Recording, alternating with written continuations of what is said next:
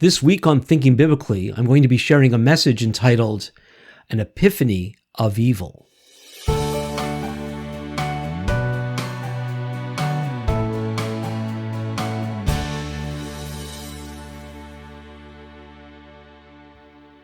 Welcome to the first Thinking Biblically podcast of 2023. A very happy new year to all of you. Though I guess you might be watching or listening to this much later, but that's okay too. I hope you are doing well, whoever and wherever you are. Before we get into this week's topic, I want to remind everyone to please subscribe, to share, to review, and so on. It really helps. And thank you to all of you who have supported my podcast the past year. It's people like you that help me do this by your encouraging words and by your financial support. If you want to help financially support this podcast, you can do so by visiting alangilman.ca/support. The link will be in the description below. Well, this week is in many churches is an observance called Epiphany, and it's seen as part of the wider Christmas season. You know, the Christmas season commemorates a most extraordinary chain of events, but it's also connected to all sorts of sentimentality. Not for everyone, of course. A lot of people find this time of year very lonely. It might trigger some things from the past, and may the Lord help you with that if that is the case. As we look at this commemoration called Epiphany and the biblical story that is behind it, we're going to see another kind of triggering, how evil is unleashed in the midst of such a wonderful event. This Christmas season for a lot of people is very sentimental. It's not that for myself, having grown up in a Jewish household where we did not observe Christmas, and then later on becoming a believer, having lots of friends who love the Lord, who come from Christian backgrounds. I've seen and also been in various congregations where the trappings and the sentimentality of this season is so much a part of it, and that's not necessarily bad, especially if the things that we associate with the Christmas season helps to point to the actual events. Now, I'm not saying that every single thing needs to. You know, you might love eggnog. I have members of my family that love it. I don't even think I've tasted it yet. Now I'm going to get all these wonderful eggnog recipes. Isn't it late? Because, never mind. I don't know. Are people still drinking eggnog now? But let's move on from eggnog. We're actually going to talk about evil. Some people think eggnog's evil. I'm still talking about eggnog. Let's move on. So the trappings, the sentimentality, it's all those are good if they are good in and of themselves. But it seems to me, especially coming from the outside into these observances and celebrations and so on, the sentimentality of something like Christmas and the days following can obscure the actual meaning of the events that then led to some of these other observances. And so I like to challenge people to do the same thing that we've done with our own Jewish background. I mentioned this in my previous podcast where I talked about Hanukkah, where we seek to put everything we do through what I call a biblical filter, and that do the things that God's really calling us to do. And if there's things in our traditions that are not biblical, they don't have to be directly derived from the Bible, but are they rooted in godliness? And if they're not, we probably should put them aside. And some things are neither here nor there. And with prayer, we can discern what things in our culture, what things in our traditions are good to keep. And so it's the same thing with this celebration of or observance of this thing called Epiphany, which I'm going to explain more in a minute. But even the Christmas story itself, the birth of Jesus, the arrival of God in human form. And I know for a lot of my Jewish compatriots, that's a very difficult notion. And if that concerns you, you should email me at comments@thinkingbiblically.org and let's talk about it. And maybe I'll dedicate a podcast to that. But so the birth of Jesus, the arrival of God in human form in the Christmas story, it's as if what we're looking at is a quiet, glowing baby emanating serenity to the world. Is that really what the story of Christmas, and even calling it Christmas, that's an interesting thing in and of itself, but let's move on. But this idea of this glowing baby, maybe you often see that in a Christmas card, when actually the coming of God as a man in the form of a little baby is actually a declaration of war on evil. And it's the greatest subversive act in history as part of God's quest to restore his creation and to rescue human beings from death and its effects. Like, Jesus is like a God grenade, and done in such a invasive, subversive way to bring the greatest change the world has ever known. His birth begins a chain of unexpected events undermining every earthly power that insists on playing God. And we're going to see how the earthly powers of that day reacted to hearing about his birth. And so many churches this coming Sunday, March the 8th, will observe Epiphany. Epiphany means manifestation or appearance. And Epiphany marks the visit of the Magi, often called the wise men, when they come to pay homage to the child Yeshua, Jesus. I don't know if I need to explain that contrary to many typical manger scenes, the Magi didn't arrive right at the time of his birth or later that evening. Cue in the shepherds, cue in the Magi. It really wasn't like that, but they came sometime afterwards, and there's hints of that in the passage that I'm going to read in a moment from Matthew chapter 2 that are clearly show us that it happened after. Might have been soon after. It might have been as long as 2 years afterwards. And I hope that doesn't upset your sense of the image. There's a lot about that scene that we don't really picture properly, but I don't want to get distracted by that. I want to keep to this story. So I want to look, first of all, at the Magi. Who are the Magi? There's lots of tradition that has gotten attached to these mysterious visitors, but let's start by looking at their appearance in Matthew chapter 2, verses 1 through 12.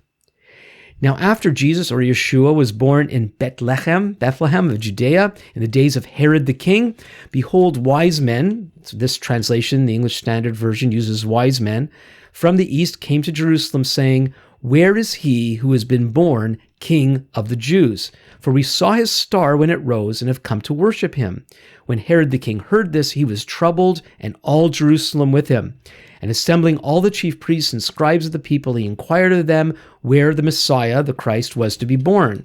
They told him, "In Bethlehem of Judea, for so it is written by the prophet." This is from Micah. It's chapter 5, verse 1 in the Hebrew, verse 2 in the English. "And you, Bethlehem, in the land of Judah, are by no means least among the rulers of Judah, for from you shall come a ruler who will shepherd my people Israel."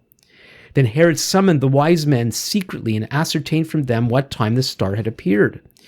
And he sent them to Bethlehem, saying, "Go and search diligently for the child, and when you have found him, bring me word that I too may come and worship him." After listening to the king, they went on their way, and behold, the star that they had seen when it rose went before them until it came to rest over the place where the child was. When they saw the star, they rejoiced exceedingly with great joy. That's a lot of rejoicing and joy. And going into the house, they saw the child with Mary his mother, and they fell down and worshipped him. Then opening their treasures, they offered him gifts, gold and frankincense and myrrh. And being warned in a dream not to return to Herod, they departed to their own country by another way. So, as I said, there's lots of tradition that's attached to these mysterious visitors. I want to read again verses 1 and 2 of Matthew 2.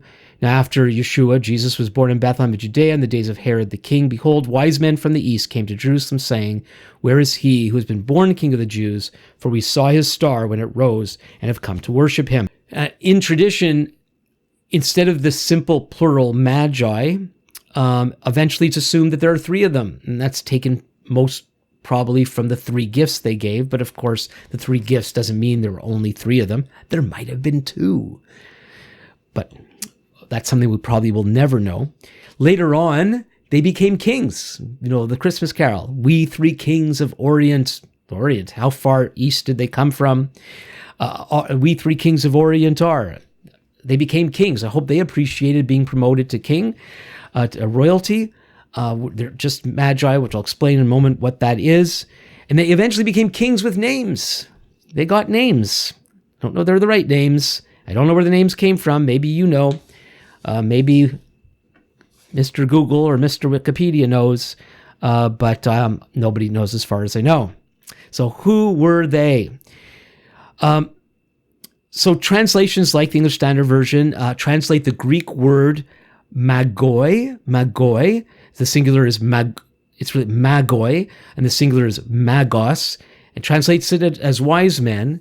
Not really clear as to why they do that. They may have been learned, but learned doesn't necessarily mean wise.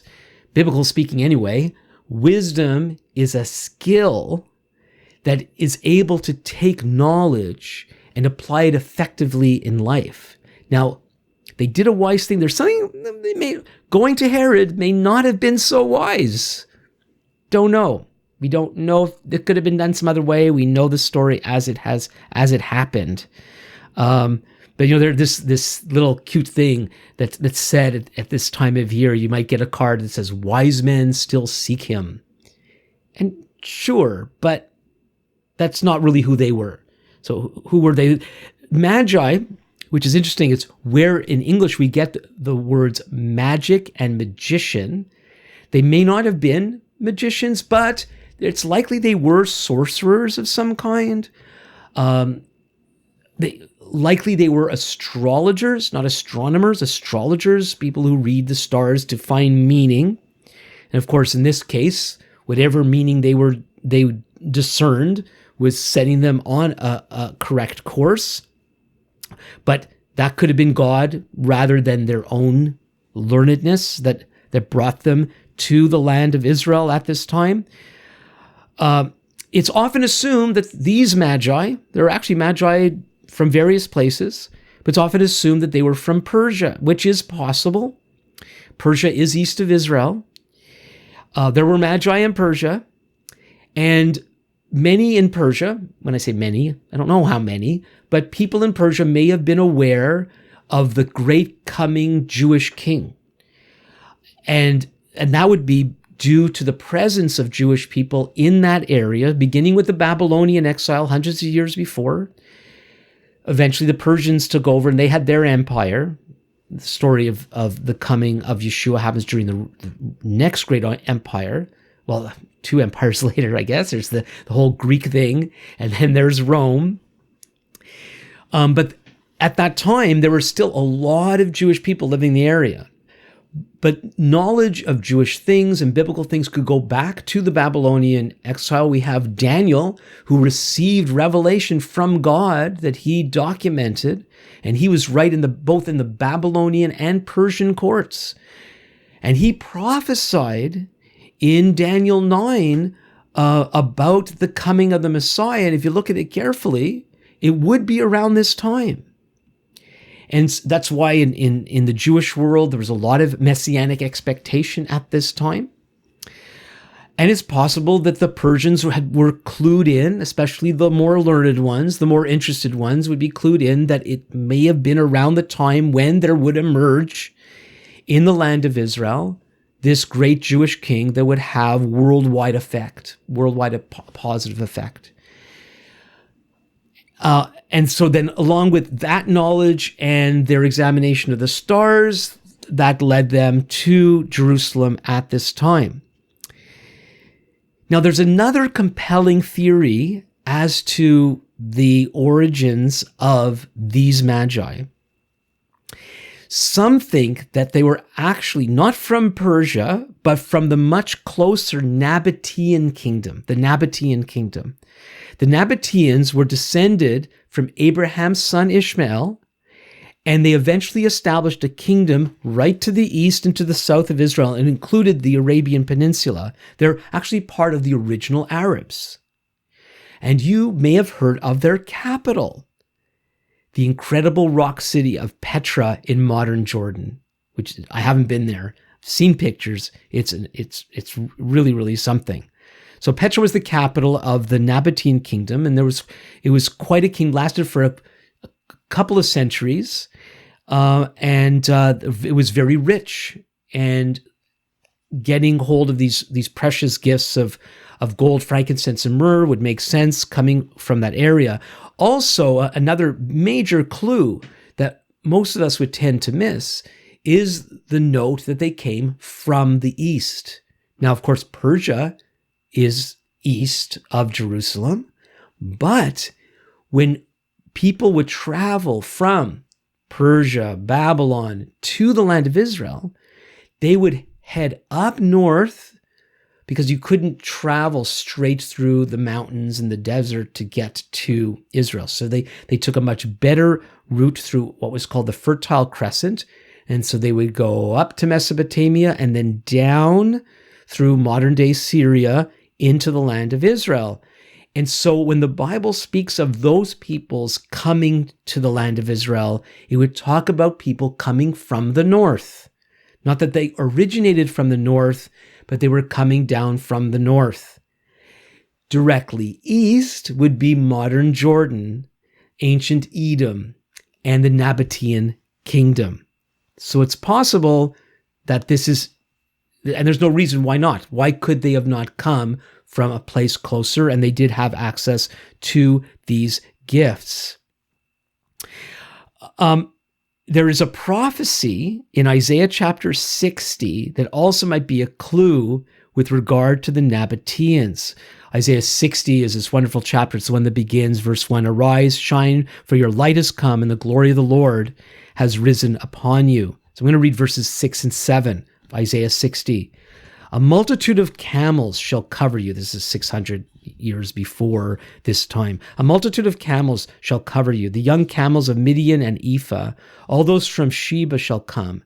They shall bring gold and frankincense and shall bring good news, the praises of the Lord." Verse 7, "All the flocks of Kedar shall be gathered to you. The rams of Nebaioth," that's a possible reference to the Nabateans, "shall minister to you.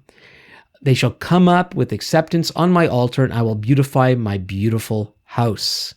I just thought of now the beauty of beautifying God's house, and all around this time might be connected to Herod. So King Herod was, surprise, a Nabatean himself, which could be why they went directly to him. You know, we might think, oh, well, he's the big cheese, right? So you go to him, but not everybody could necessarily get to Herod the Great, as he was called. If you're watching this, note the air quotes, Herod the Great. Maybe they had some connection to him, and that would give them an entrance to accessing him. So it's possible. There's so much that's not said. I've been having less of an issue these days with attempts to try to figure out what's going on behind the scenes. One of the reasons for that is the original readers or hearers of these stories would be very familiar with the context. And so learning the history, learning the culture, understanding the language better, like this "from the east," we naturally would think from the east, draw a straight line, that they tell us it's Persia.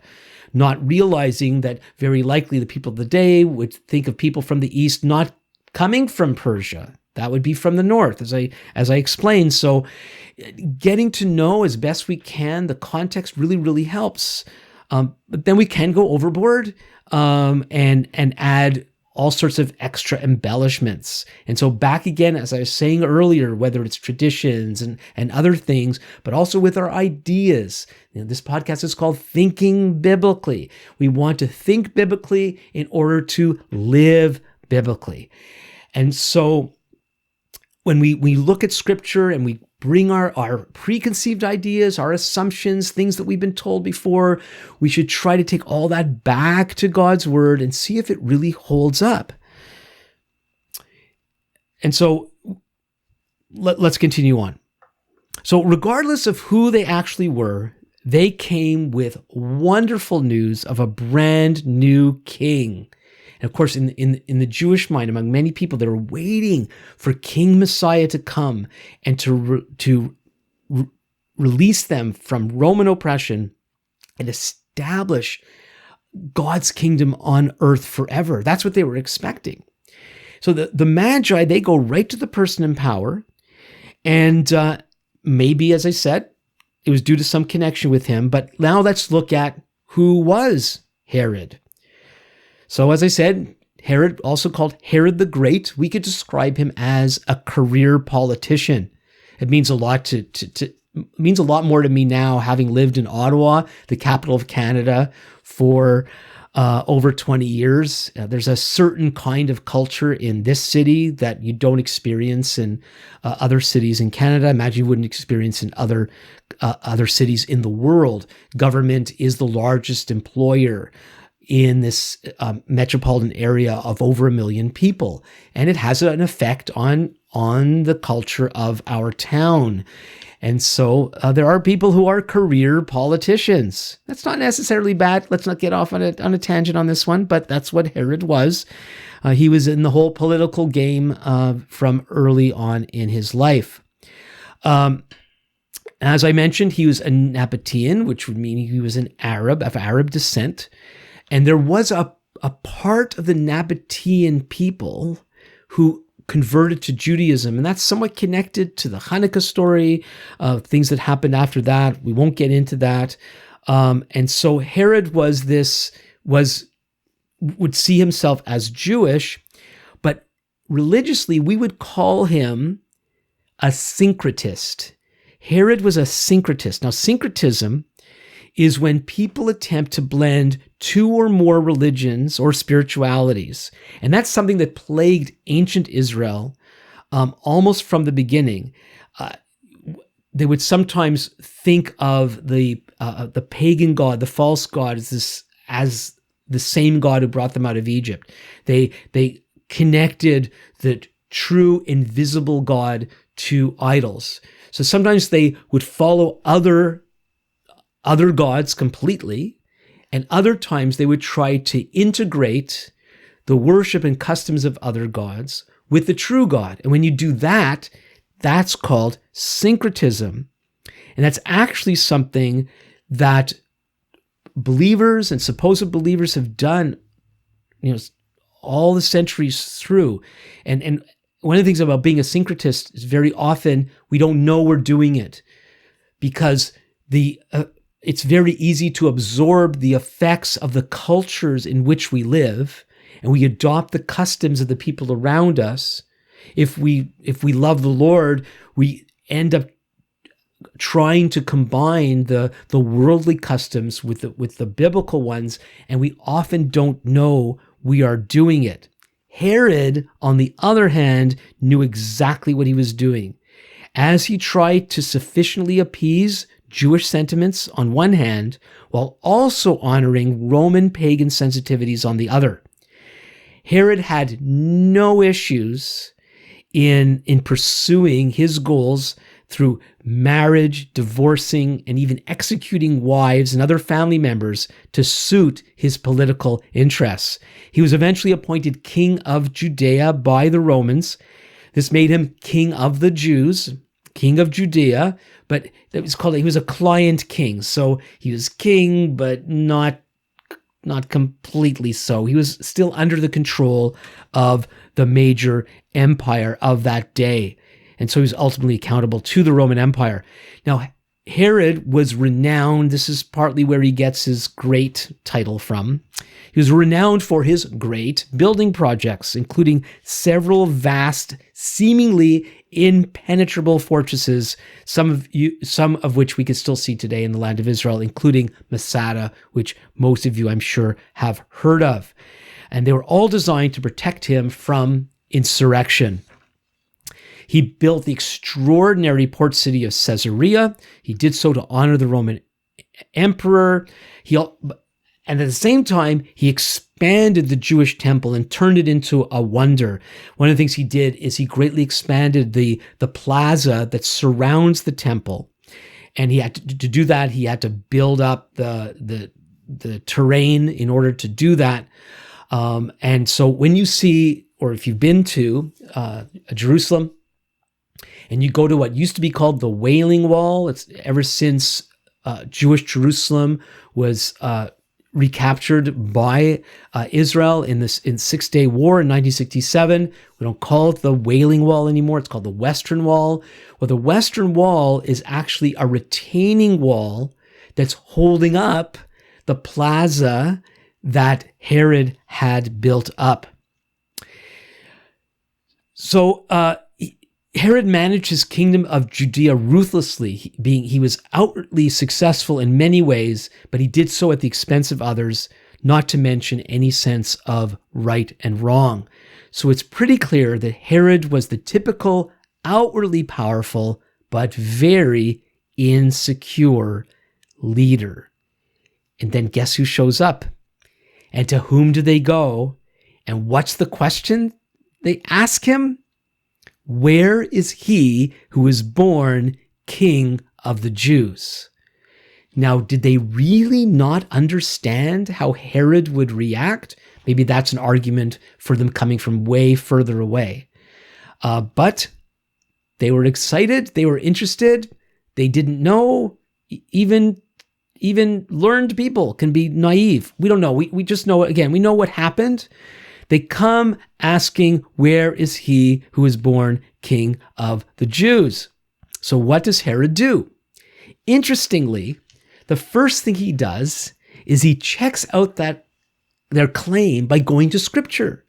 And he gets Jewish religious, learned men to search the Scriptures to see where the Messiah was supposed to be born.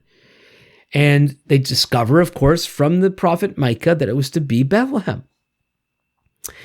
So Herod has this interesting respect of the Scriptures. So was he a believer, a non-believer? What was he? He respected the Magi enough. He respected the Scriptures enough. But then what did he do with that information? He ends up ordering the killing. He deceives the Magi into trying to help him find the child so that he can kill him. When that doesn't work, and they're guided by God to not go home via Jerusalem after, and when Herod learns of that, he orders the slaughtering of all the babies up to 2 years of age. Get enough of them killed just to make sure the right baby is slaughtered.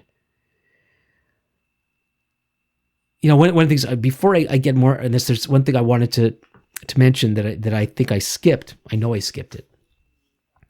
And it's the Magi's ability to sort of kind of get to the right place. Like, some might think that their astrology really paid off because it got them to where they wanted to go. But actually, it didn't.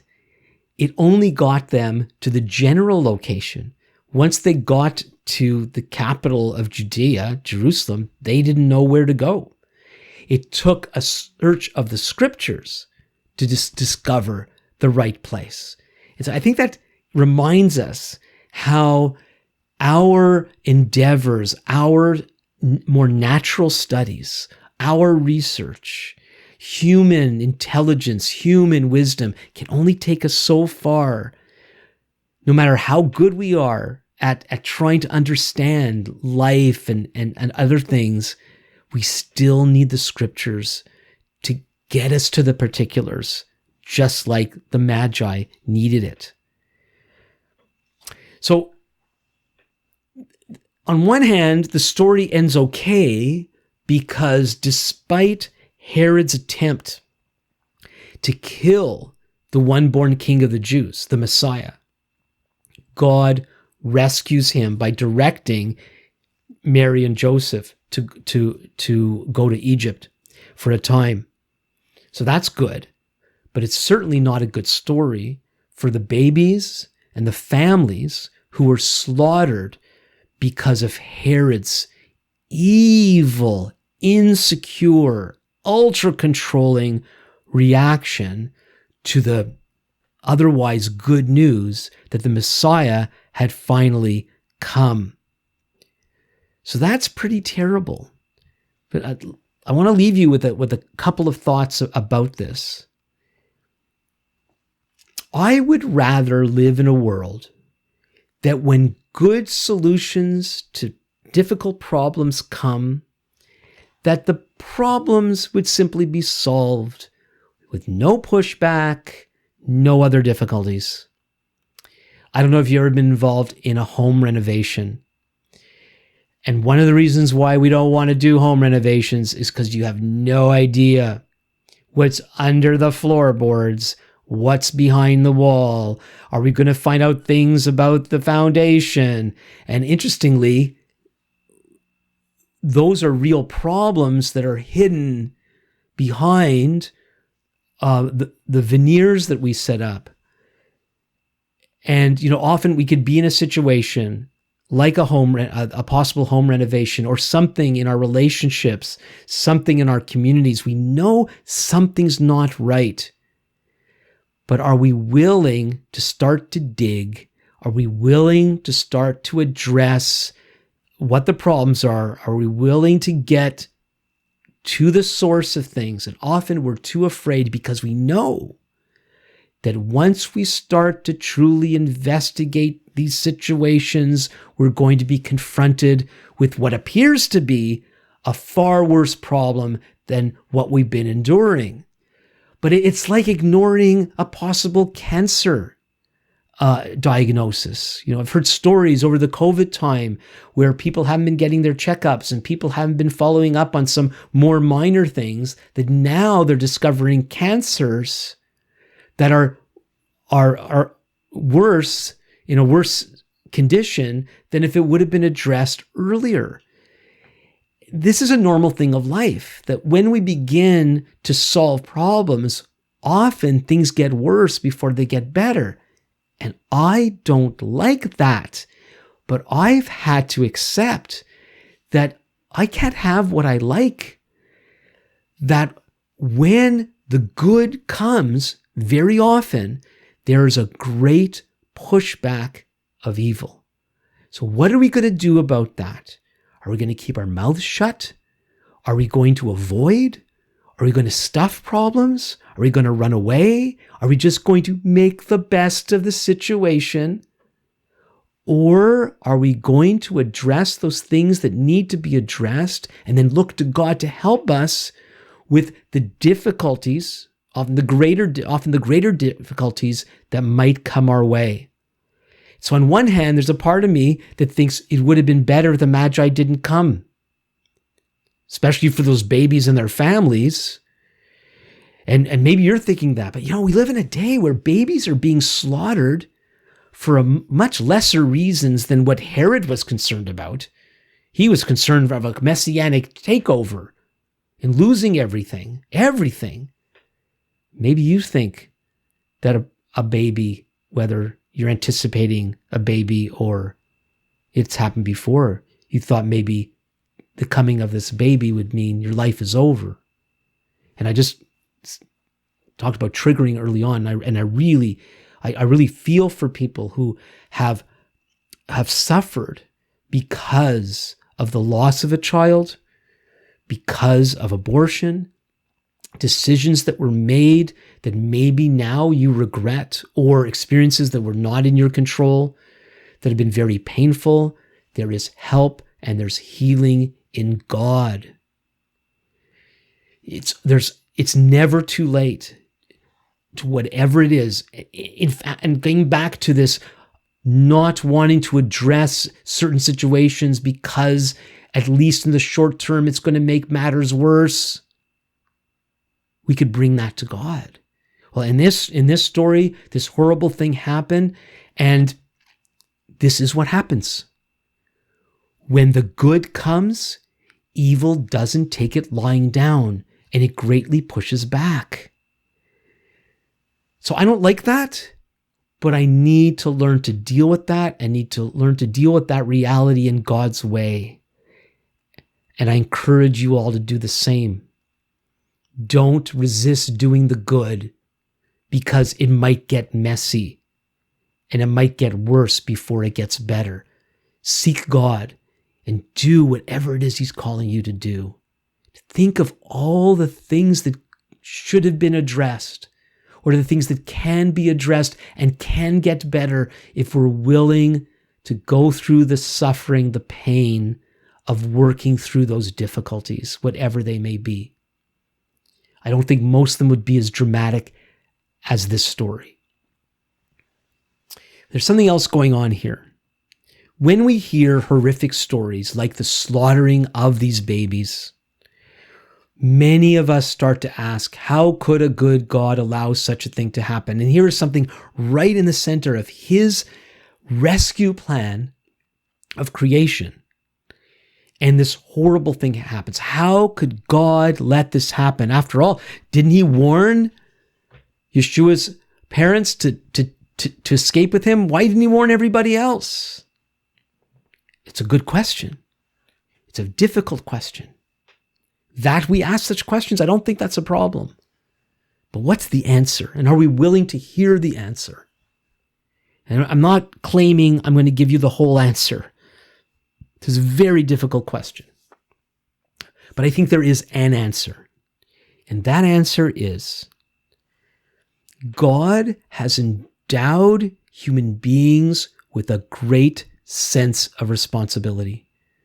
We have been given a role to play in the creation. Going all the way back to the story of Adam and Eve. How could God let that happen? It didn't take too long before the whole thing seemed to go off the rails and brought in all sorts of trouble into the human experience and affected the whole planet.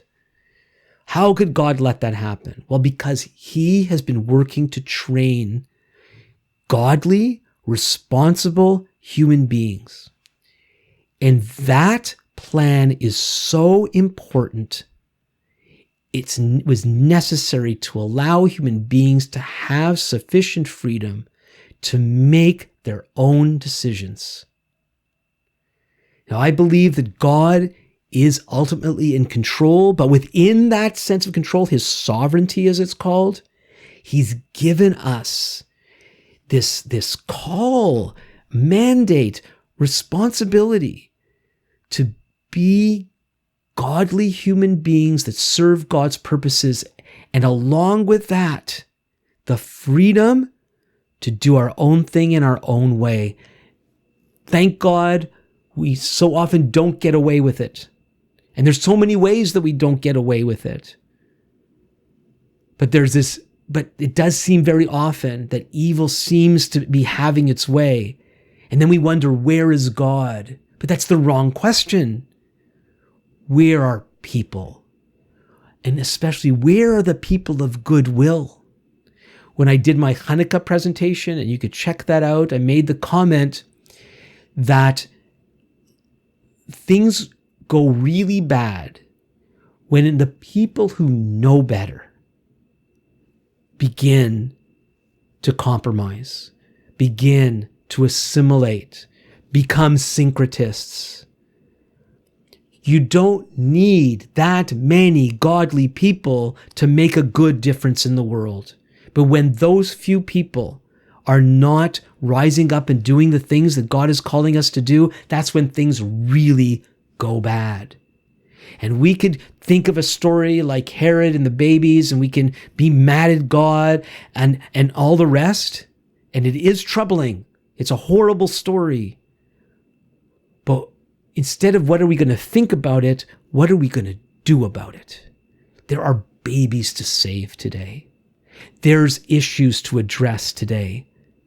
And maybe you're not the one to do the good that's necessary to address some of those issues, but maybe you are. So let's ask Him. And let me go back to what I was saying earlier. If we have failed in this area, thanks be to God that there's always restoration and forgiveness available to us. If we have been going in the wrong direction, if we've been too afraid to address certain issues, if we were the ones that actually did wrong, because of what Yeshua has done for us, there is freedom and forgiveness in God. We can be restored to what he wants us to do. Now, don't just turn around and do the thing that maybe 15 years ago you thought you should do. The essence of repentance is turning from our own way and turning back to God's way.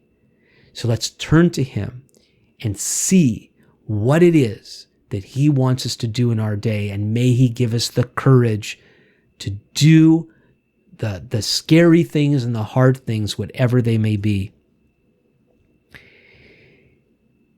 Evil will be exposed when God's people rise up and do good. That may not be pleasant, but in the long run, it is for the best. So what do you think?